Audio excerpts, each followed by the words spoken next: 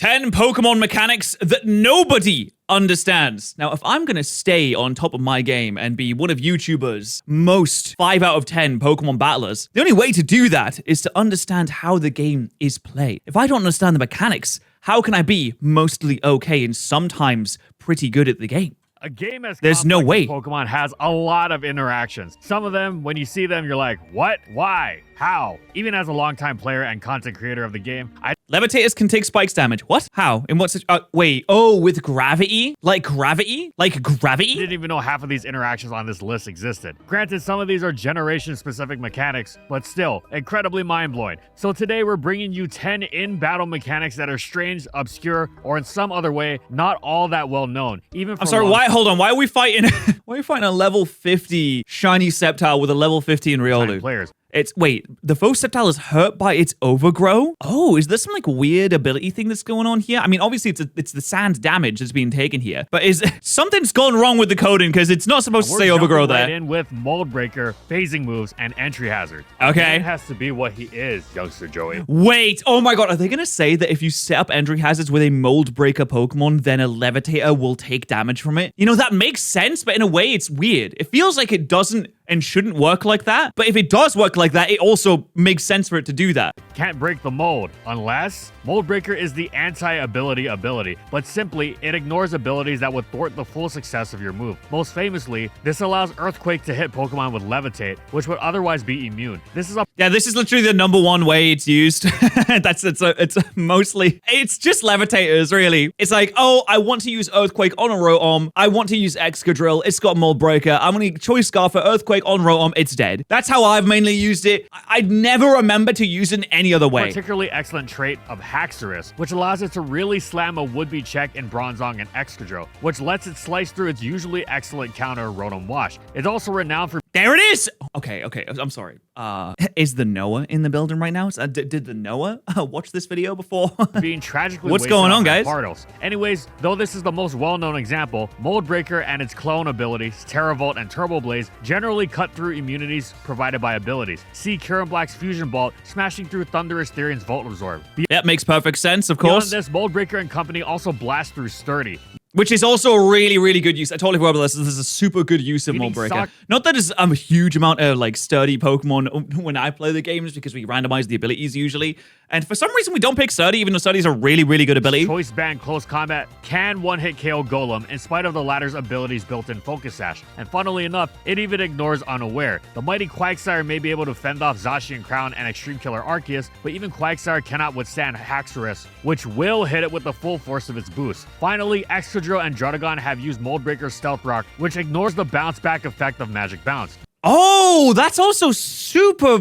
That's interesting. I didn't know it would work. Like, I guess it makes sense, but for some reason, I only see Mold Breaker as something that it's like a damaging move that you're using. Not like a status move. I figured that a status move wouldn't be affected by it, but really there's no reason to think that. There are many other examples of the ignorable abilities that Mold Breaker denies, but these have been the most relevant competitively. However, you might notice that these examples all relate to direct, immediate effect. There's nothing like Toxic suddenly doing damage to a Magic Guard or Poison Heal Pokemon. This is because Mold Breaker isn't like other ability-suppressing abilities or moves like Neutralizing Gas or Gastro Acid, which deny the opponent's... Neutralizing Gas is just the better version of this, unless you're in a doubles battle and you don't want to turn off your partner's ability. It really is just like the power creep version. Entirely. Mold Breaker simply but it's only on one Pokemon, so it is fine, but Neutralizing Gas is so good. Ignores an opponent's ability for the execution of its move. There's nothing stopping you from using Toxic on a Magic Guard Unicorn. I'm going to use Mold Breaker so many times.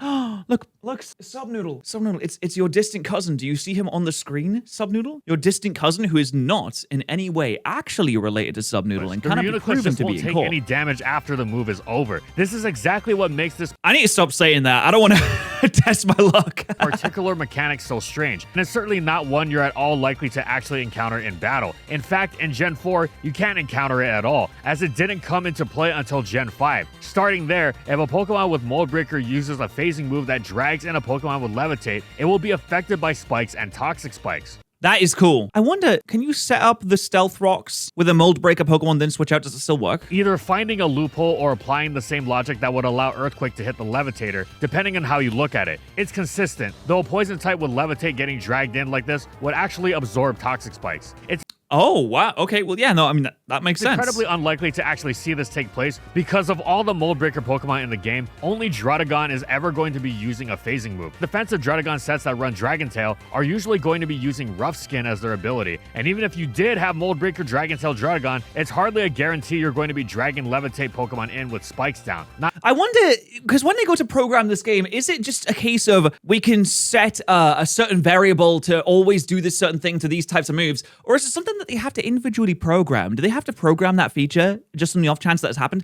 Do they have to think about the possibility of this happening? Yeah, I mean, obviously we say like, oh, Pokemon game developers, haha, bad at making game. But when it comes to stuff like that, the fact that they can even think about this stuff is, I'd say, somewhat impressive. Impossible, but well, there's a reason that unless you like looking obscure mechanics up, even a long tenured competitive player is unlikely to know that this mechanic exists. They never have to put mold breaker and phasing together, and they're never certainly going to wouldn't know that actually run exists. into it. If asked, the closest association you'd have with mold breaker and phasing would be that the ability would let Roar go through Magic Bounce, soundproof, and good as gold. It almost doesn't even make sense that mold breaker would bypass Levitate in such a quasi-roundabout, indirect way. Almost. However strange though it is, it's not quite the defiance of the type chart mechanics of our next choice. The battle mechanics are insanely well done. I think so. It's incredibly like intricate and complex, unless I'm getting critted 3 times in a row, in which case this game is bullshit, it's dumb, and I hate it. In which steel types can be poisoned. But Okay, corrosion, right? I mean, that's it. You use corrosion. before we go into the next wacky mechanic, we're sponsored by something we already use. Because this video is sponsored by Rocket Money. Look, Let's I watch a lot of go! streaming services. Sometimes I Your money forget goes one to of the moon, many free baby! trials I signed up for with my credit card, and then all of a sudden, there's a subscription charge I didn't expect. I know this is Oh, no, not a subscription charge. You didn't expect. Bumble $33? Jesus Christ. I've never paid for an app like that before, but that seems so... $19 for Hulu. You too. Luckily, thanks Good to Rocket lord. Money, I will never forget to unsubscribe to your subscription service ever again. Before I used Rocket Money, there were hundreds of dollars unknowingly being taken from me, admittedly because of my own forgetfulness, but it becomes overwhelming having to remember. Yeah, I put my hands up. I constantly forget my subscriptions all the time. What am I doing? I can't talk. Then okay. Which guy is this? The person that subscribes to the NFL $15 a month, but also to the New York Times and Peacock TV while having an annual Walmart Plus subscription and Game Pass? What guy is this? I mean, that seems like an insane guy. For you. And in just a few taps, too. Rocket Money may even be able to try to get you some refund money for lost money. It feels like those subscriptions are just all over the place. Because they have saved up to $740 a year when you use all of the app's premium features. They've also helped members save over $880 million in canceled subscriptions. So if you want the best spend money to save money, is it? Support the channel to help us produce more content, you can go to my link in the description below to try Rocket Money for free, or go to rocketmoney.com/fallswipe to try premium features. Oh, all right, I will. After, of course. The poison type immune steel types are vulnerable to the poison status condition. And no, we're not talking about Salazzle using its corrosion ability to All right, sorry. That was just my first guess. Toxic Heat Ran, as awesome as that is. In the second generation, steel types like Skarmory, Steelix, and Fortress are renowned for their longevity, which is in no small part thanks to their toxic immunity. On the extremely rare occasion that Swords Dance Tentacruel shows up, its stab Sludge Bomb will also do no damage whatsoever to them, rendering its otherwise nasty 30% poison rate useless. Wait, hold on. Steel types are good? So this must be an old gen thing. Since when was steel types good? However, it is possible to poison steels. Granted, it's not in a way you're ever going to witness in a battle, at least not competitively. In-game, you might run into it, though it's still not very likely, but in a competitive battle, whoever does get their steel types poisoned would mostly be thanking their opponent for making the battle easier for them, as technically, Gen 2 steels aren't immune to the poison status. They're immune to being badly poisoned. Wait, what? So you could just poison powder a steel type and it would just work? But they're immune to poison type attacks, and they're immune to being badly poisoned. So if you had, for example, a non-poison type move that regular poisons like Twin Needle, then it would work. The gradual buildup of toxic damage, and they're immune to poison type moves. Therefore, if there were a move that caused regular poison without being poison type itself, it could poison steels. And indeed, that move exists. It is the bug type Twin. Why would they program it to be immune to badly poisoned, but not to regular? Did they just forget? And thus the It's so crazy. I just talked about, oh my god, like how do they think of these things, these opportunities, this mold breaker interaction? How could you possibly think about that? It's so deep and intricate and so complex. And then they just like, oh, I forgot there's 2 poisons. Oops. Problem is apparent. The 20% poison rate against steals is pretty nifty, but before you get any 3D chess ideas about upending the metagame, remember that Twin Needle is an effective 50 base power move that, in Gen 2, can only be learned by Beedrill, one of the very worst Pokemon in the game. Hold on. No Beedrill slander, please, Mr. Full Swipe Gaming. It wasn't just about anything. Chat, tell the people watching the VOD how much you love Beedrill. Out of 10, what would you give it? I'd say it's a solid 8.5 on average. And forget OU, this also applies in the lowest tiers where the steel type of choice is Magnemite. Plus, poisoning Skarmory doesn't exactly do much since it can just rest it off, as can just about any rest user in the game. Wow, you guys love it! Offenses. But wait, Smeargle can learn any move in the game, so it can also use Twin Needle. Can you perhaps use it in the filler slot on Elite Spike set to bait in and wear down Fortress trying to rapid spin? Yeah.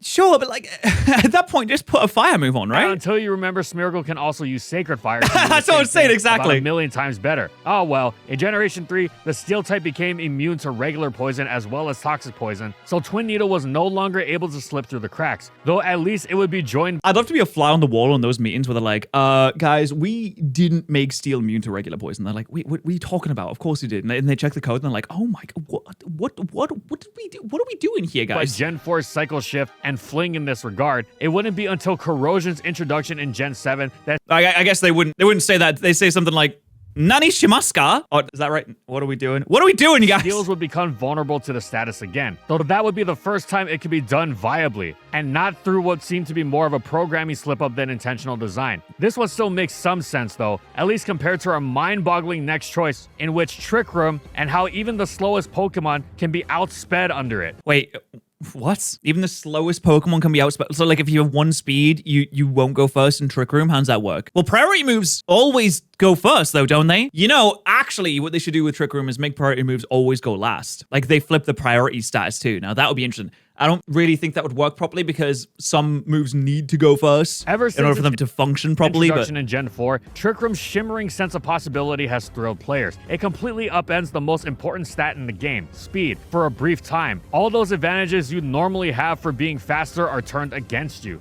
I've always wondered why they haven't included an item that allows you to extend Trick Room yet. And I don't think there is one that does that, is there? Trick Room. For some reason I thought there was, but I don't think there actually is. The more you'll hit first. In fact, it's so incredible. Unlike most other field effects, Game Freak has refused to even give it a duration extending item, let alone an There we go. Okay, so there is not ability one. that summons it on switch-in. Trick Room is a staple of VG. Okay, there should never be an ability that summons Trick Room on switch-in. That would be insane. Strategy.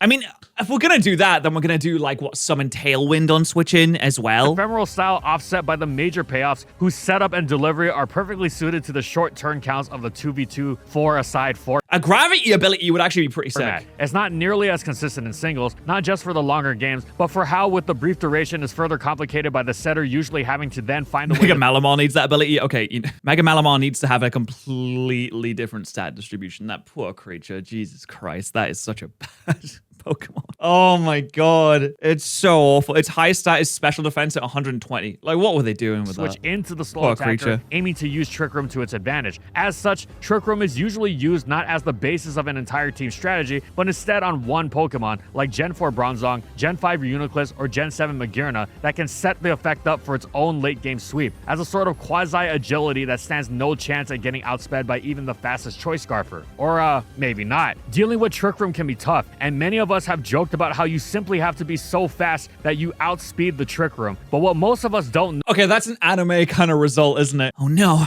my speed is being dropped, but if I'm fast enough, then I can counteract the speed drop. Even if it reverses my speed, I just need to go faster, and then I'll win! Some anime thing. No, is that technically this is how it actually works, at least starting in Gen 5. There, a Pokemon with a speed stat of 1,809 or higher will outspeed slower Pokemon even if Trick Room is active. It's actually even wilder than— Wait, did they just like put an upper limit on Trick Room?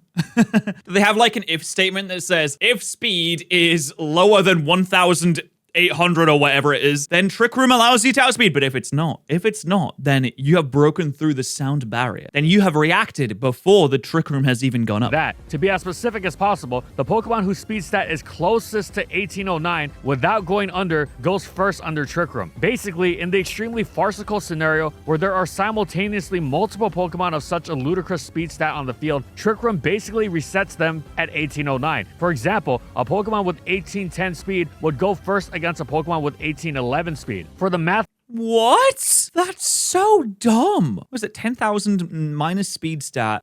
Modulo. Dude, they love 8,192. It's their favorite number. buffs out there, this has to do with the actual formula applied to a Pokemon speed stat under Trick Room. Now, these aren't speed stats that you have any chance of achieving without actively trying for it. You never run into them accidentally. Just about. And even if you have the idea that this is the anti-Trick Room meta breaker we've all been waiting for, consider just how absurd these requirements are. The fastest Pokemon in the game, Regieleki, reaches a maximum speed stat of 1096 after an agility. After 2 agilities, it reaches 1644. Only after a 3rd agility can it breach the 1809 mark, clocking in at an insane 2192. Now call me crazy, but the fastest Pokemon in the game maxing out its speed across 3 turns doesn't quite seem very efficient, nor particularly reliable for handling Trick Room, and it's Nah, but like, what if you give it speed boost, though? not going to leave much, if any, room for other Pokemon to achieve this. Imagine that. You got a speed boost Regieleki in a randomized ability kind of format, and the opponent says, "You fool, your speed will be your undoing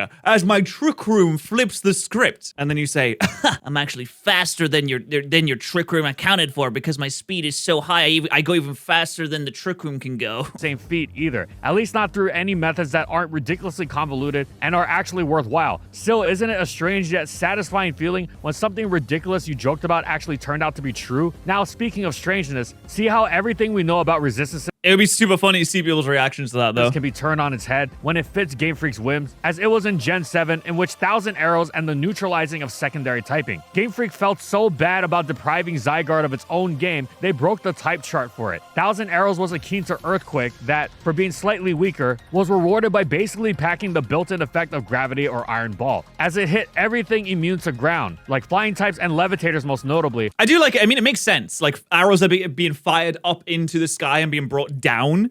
Thematically, it makes sense. But Pokemon holding Air Balloon or under the effect of Magnet Rise as well. Yes, even the famed Air Balloon Rotom fan would be affected, even if it somehow learned Magnet Rise to become the most ground immune Pokemon possible. 1000 Arrows alone launched Zygarde from BL in its inaugural generation to Uber in Gen 7 and 8, while enabling Zygarde Complete and 10% in Ubers and the lower tiers respectively. You could spam arrows into almost everything. If it wasn't an already grounded grass or bug type, it'd be neutral. That's right, Game Freak pushed 1000 Arrows' type defined so far that it neutralized the secondary types of Pokemon that weren't grounded. This means even if you would resist ground after being grounded, like a grass flying type, that first hit of 1000 Arrows is still neutral. And they said that they didn't give Zygarde anything. Look at this hyper-specific usage for one of its signature moves that probably didn't see much usage often, to be honest. Who needs a game when you can have 1000 Arrows dealing neutral damage to a flying and grass type Pokemon for 1 turn? I feel like that's equal. Once honestly. you're grounded, sure, you get the resist again, but 1000 Arrows needs to ground you first, and that first hit crucially removes the resist. Oh, it's fine, you can resist it after the first hit. It is, of course, utterly insane. More relevant example. Imagine, say, Galarian Weezing unable to resist Iron Valiant's close combat until after the initial hit, which would leave it with a ton of damage taken. But the only reason this wasn't especially outrageous regarding Zygarde was because Zygarde isn't really that strong or well used. the Pokemon that were grass or bug and also flying or levitating weren't exactly very good to begin with. Nobody would have been using Tropius and Vikavolt to check Zygarde were it not for this mechanic. What? But Tropius is so good. Like Leech Seed?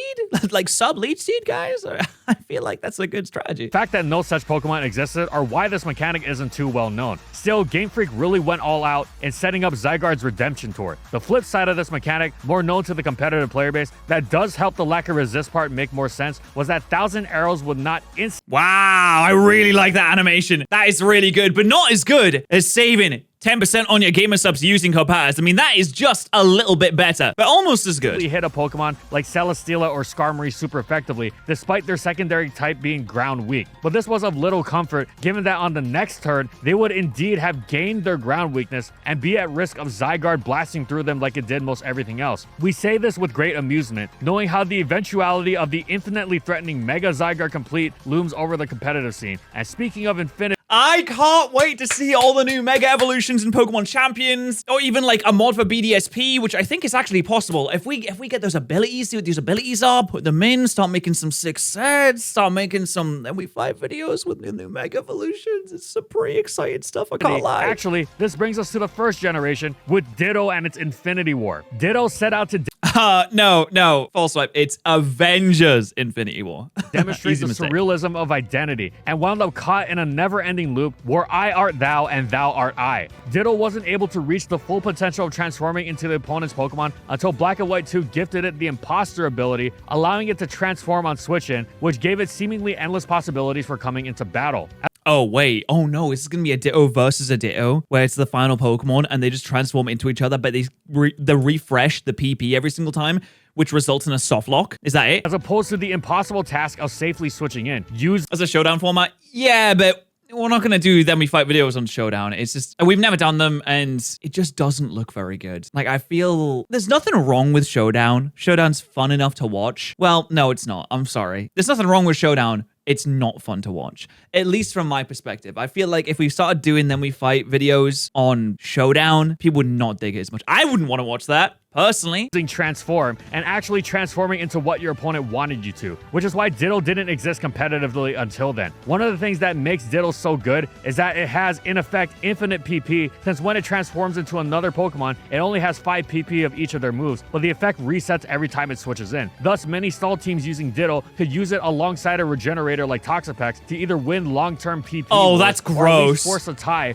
I mean, it's a great idea, but it's gross. Would be endless battle against other bulky teams with their own regenerator, which Ditto would be able to copy and actually turn their own PP against them endlessly, as well as yeah, if you have the Ditto, then you can PP stall them instead of you being the one with the less PP. Potentially being able to use recovery. Your PP will be bigger than them, and then because of that, you will win the battle. The battle of PP. Moves if needed, without ever running out of the move if they were able to consistently switch to his teammates after. While that was much later, infinitely resetting PP on each transformation rolls around since the beginning, and anytime infinite PP comes up, endless battles are possible. Now, since Gen 2, you cannot transform into a Pokemon that's already transformed. But in Gen 1, there was no such stop in place. This meant if a battle somehow came down to Pokemon Ditto. Oh, I love the animations on this too. Last Pokemon Ditto, the battle would never end, because by virtue of having no other moves with which to damage each other, they would simply transform into each other over and over and over and over, and we'll stop there. That's the soft lock, folks. This could also happen in Ubers, as Transform Mew does exist there to counter opposing Transform Mew, and as standard Transform Mew doesn't actually use any attacking moves, it can't actually damage the opponent at all. It doesn't use any attacking moves? So in the extremely unlikely event that both players bring Transform Mew and they wind up being the last Pokemon, the game would also go on infinitely, theoretically. I mean, yeah, that's it. What can you do at that point? Discussions about Game Boy battery life. It's a draw. This infinite transformation also applied to the or maybe just battle until the heat death of the universe, depending on how stubborn you are. Japanese Pokemon Stadium, but Transform was fixed outside of Japan to fail if the opponent's Pokemon was Ditto. Speaking of the perils of potentially endless battles, but no there was Mew? a time where the competitive community had to adjust the rule set with extreme specificity, in which Wobbuffet, the most underrated Team Rocket member, found itself unable to use an item that it quite would have liked. In Gen 4 Ubers, leftovers are a major assistance in helping Wobbuffet repeatedly trap and KO opponents with its Shadow Tag Countercoat combination. Yeah, leftovers is literally the best item in the game. Or if not KO, then at least neutralize with Encore so a teammate can take advantage. Wobbuffet can still do these things without leftovers. Custap Berry Destiny Bond sets are quite good, but by and sorry, I just love Darkrai. large, it prefers lefties. It can also pull these tricks in Gen 3 Ubers, minus the yet-to-be-added Custap Berry, but it's not allowed to run leftovers while doing so. It's not for being too overpowered with leftovers or anything like that. If you have any interest in Gen 3 Ubers, and you should, because it's a fascinating metagame, you might scroll the page for it and see in the rule set that Wobbuffet and its pre-evolution Wynaut are banned from holding leftovers. Why? Struggle, the default is Wobbuffet that good? Damage move you revert to when out of PP, makes you take a flat 25% of your your maximum HP as recoil damage in Gen 4 and on. Before that though, Struggle's recoil was half of the damage dealt in Gen 1 and a quarter of the damage dealt in Gens 2 and 3. This wasn't a problem in Gen 1 as there were no leftovers, but in Gens 2 and 3, seeing as Struggle is merely 50 base power, you could very well deal Struggle damage whose recoil wouldn't out damage your lefties. Not always. There were some amusing GSC scenarios where a max curse boosted Snorlax would threaten to win with Struggle, but why would you want to do this? Did indeed happen. He threatened to win with Struggle. That's really funny. Sometimes it could be an advantage if you were trying to waste opposing PP. Other times it could actually be a hindrance if you were trying to make your own Pokemon faint, so your Snorlax would be the last Pokemon and it could no longer have its curse boost roared out. Theoretically, you could have two last Pokemon face off that couldn't outdamage each other's leftovers, both from opposing Struggle damage and the recoil of their own. But if you manage to get into the situation, you just call a tie to avoid the otherwise infinite battle. Now imagine this happens. No, but what if you're like super stubborn, like, no, I got this. At the end of a even if mathematically the battle would never end, you're like, nah, I got long this. Battle once all other options are exhausted. But can Struggle even crit? Literally anytime two Pokemon face each other. That is what happens when two Wobbuffet holding leftovers are on the field. Oh, Shadow Tag means you can't switch out either. They are both trapped by the other's Shadow Tag, so there's no escape, and they have no moves other than to flail at each other haplessly with their non-damaging moves. After running out of PP, they will then begin to struggle, but Wobbuffet is so weak, it's not doing any damage to the risk of that is pretty high as well, because all that needs to happen for this situation to occur is both players just having leftovers Wobbuffet. That's it. That's all that needs to happen there. Wobbuffet, and thus isn't damaging itself with Struggle recoil either. And so the two Wobbuffet are trapped together for eternity. Existential stuff. This, of course, can't be allowed in a competitive metagame. Not only could a player choose to effectively end the game in a tie as a response to any KO their opponent took with Wobbuffet by sending in their own, it wouldn't even be necessarily avoidable. As just one example, what if both players switched to Wobbuffet on the same turn? However, banning Wobbuffet would be extreme, so it was instead restricted from holding leftovers instead, and why not two just in case. Gen 4 making Struggle deal so much more recoil damage, as well as making Shadow Tag Pokemon immune to other Shadow Tag, was almost surely a response to this. And speaking of recoil and Gen 4, honestly, it just shocks me that they even found out about this, to be honest. This is like, again, another really specific thing to have happen. There was a time where you could do so almost invisibly, in which your opponent had to pay close attention or they might miss it. Beginning in Gen 5, I really like this background, by the way.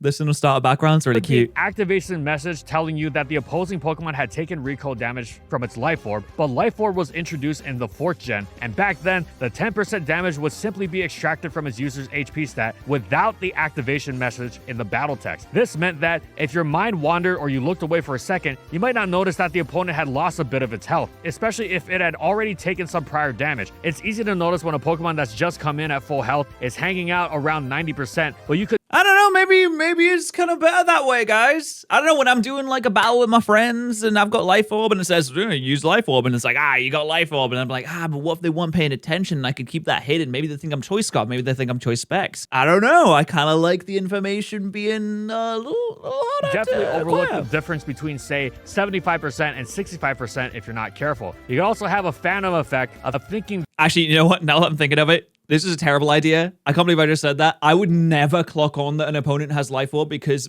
my ability to perceive things is literally 0. If I had RPG-esque stats, I'd have like, I don't know, like 4 strength, 3 intelligence, 7 luck, and my perception would be 1. It's easily my least useful stat. I can't perceive anything. Often runs Life Orb, not even with my glasses on. So here you are thinking you're switching around to rack up recoil damage, only to realize after 3 turns, it's still at the same HP that it was when it switched in. Sometimes we got a little too used to the comfort of the battle log. Funnily enough, while this mechanic was present in the Gen 4 games, oh my god, is this like early showdown? Jeez. First Gen 4 simulator, Shoddy Battle, incorporated the loss of 10% health into the battle log, as it had no HP bar animations, and everything that happened in a turn took place simultaneously. But then came the Pokemon Online simulator, and the HP bars being animated there. The Life Orb activation message was taken out of the log, which did indeed lead to some players caught off guard by the so-called invisible Life Orbs. Of course, then Pokemon Showdown took over as a simulator, and that incorporated both HP bar animation and the 10% recoil message into its battle log. So now if you missed both, you were really sleepwalking. Damn, missing Blaze Kick? I'm sorry, that's unrelated to the Life Orb thing, but that's just unlucky. Battle. Gen 4 Life Orb was also rendered truly invisible because recoil did not activate when hitting a substitute. This was changed in Generation 5, much to the displeasure of the Gen 4 faithful.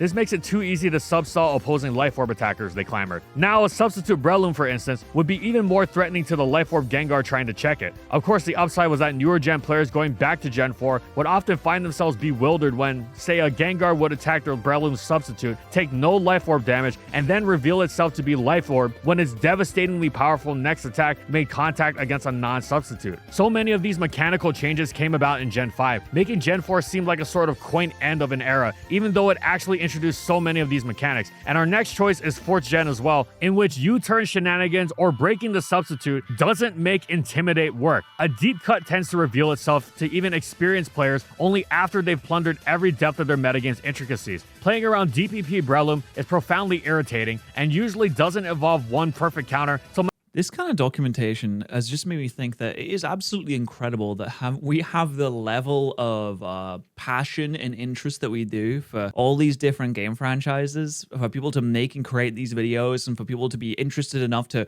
watch them, to enable people to keep creating these videos. Like, it's such a specific little detail in a game we like to play, and so many people are so interested in it. I love that. I think that's great. It just made me feel happy. I don't know why. Anyway, what are you doing while you're watching this reaction to me watching another video? You get on with some schoolwork, maybe you're at work, it's totally fine. Hey, I'm not gonna get on you for watching some videos on the clock. I think that's totally fine. Are you driving? Maybe if you're driving, don't watch the video because you need to look at the road to make sure you don't hit things. Much as a collection of multiple half checks having to work in tandem to stave it off. It's especially obnoxious when it uses substitute to scout your switches. But the fact that it has to reveal it's using focus punch means that you can potentially break the sub with a U-turn before switching a check, assuming the U-turn user doesn't get walloped by a subless focus punch on the switch. But hey, you don't exactly have safer options, or you'd use them. Anyway, you sacrifice something to sleep, and you've got, say, Scizor in on a subbed up Loom. As you go for U-turn, it reveals it's tightening its focus, and you say, perfect. This means... I'm sorry, that sentence just forgot me.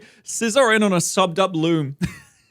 Try saying that to your grandma and see what she responds with. Yeah, so I had my Scizor in on a subbed up Loom. He's like, you're doing what? Where are you? You're that's not illegal, is it? I can get my Gyarados in to get the Intimidate off and take the resisted Focus Punch as opposed to the neutral Seed Bomb. It was a complicated dance of Pokemon, but you managed to take minimal damage. Or so you thought. In this case, if you wanted to intimidate the Breloom... Why do I stream while you're driving if I don't want you to watch while you're driving? You know what? Good point. That's a solid point. You should have gone right to Gyarados on the substitute turn. Here's the catch. In Gen 4, if you break a sub with U-turn and switch to an Intimidate Pokemon, the Intimidate does not go off. It's rather a rare situation to encounter. That is weird. I guess because sub can't... Wait, but the sub's gone. Does the game still think that the sub is there until the end of the turn? Is that how that works? Since most of the time, if you're looking to intimidate something, you just go right to the Intimidate Pokemon, right? True, but playing around opposing Pokemon and circumstantial specificities of a battle sometimes takes all manner of switches improvised on the fly, especially since one U-turn doesn't always break some subs. And so if you play a lot of DPP, you may very well eventually find yourself U-turning out of a substitute and wanting to then intimidate that sub-user with your Gyarados, whether it's Breloom, physical Jirachi, or even an opposing Gyarados. Except you can't, which is a shame, especially if you're trying to U-turn.